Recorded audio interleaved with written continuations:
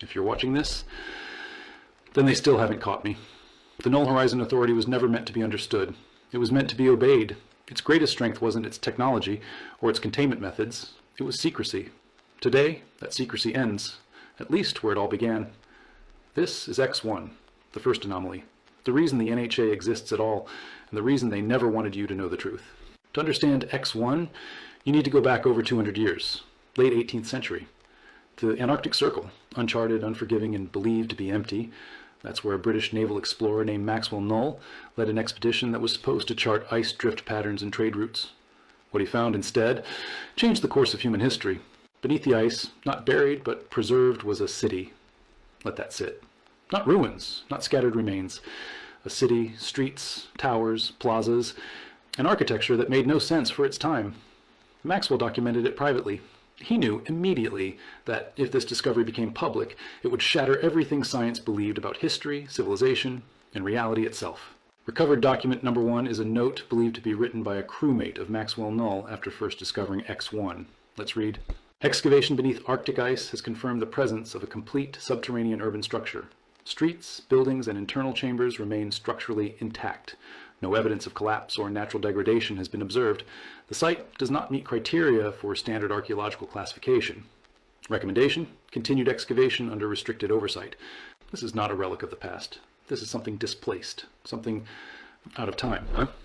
So he did something that would define the NHA's future. He didn't report it. He pitched camp. What began as a temporary encampment became Camp Null, a covert excavation site hidden from every known authority. Over decades, Camp Null evolved. More researchers, more funding, quietly rerouted. Eventually, it became the first permanent NHA facility. Today, you know it as Tundra Station, the largest, the oldest, and the most heavily buried site in NHA history. Everything the NHA is today, every classification, every clearance level, every lie, can be traced back to what they found beneath that ice. Let's talk about the city itself. Researchers determined something impossible. The city was older than recorded history, but more advanced than anything humanity had built at the time of its discovery. Its architecture resembled Renaissance design. Symmetry, arches, proportion. Except it predated the Renaissance by centuries. That raised a terrifying question. Did this city inspire the Renaissance? Possibility exists that exposure to displaced structures influenced 15th century architectural evolution through undocumented contact or artifact migration. In other words, someone may have known about this place long before Maxwell Null. And if that's true, then history didn't just repeat itself. It was guided. Document 2 states, structural analysis indicates design principles consistent with Renaissance-era symmetry and proportion. Dating estimates place construction well outside known historical timelines. No conventional explanation exists for stylistic overlap. The possibility that exposure to anomalous structures influenced later human architectural development cannot be excluded. Direct causation cannot be proven, but correlation is significant. The deeper researchers went, the worse it got. Carbon dating failed. Material analysis contradicted itself. Temporal readings didn't align with baseline physics.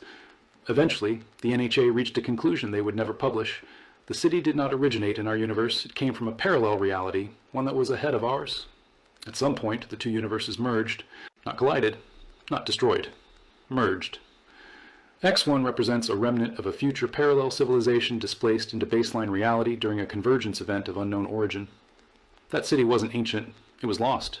At the heart of the city stood a chamber, not a throne room, not a temple, a burial site.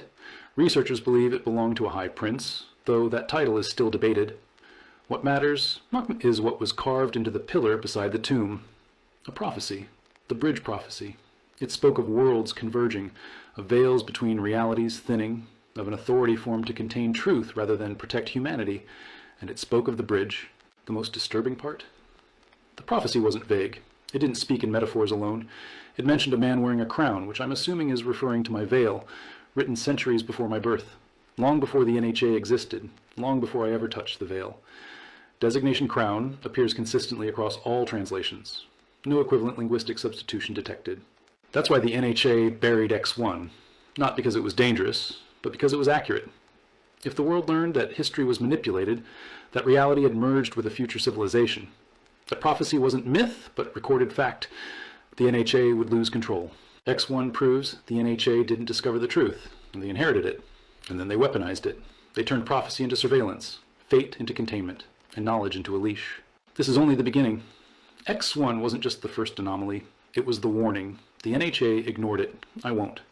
I'm Dr. Marcus Zane, former head of research for the NHA turned whistleblower, and this was X1. The truth will be known.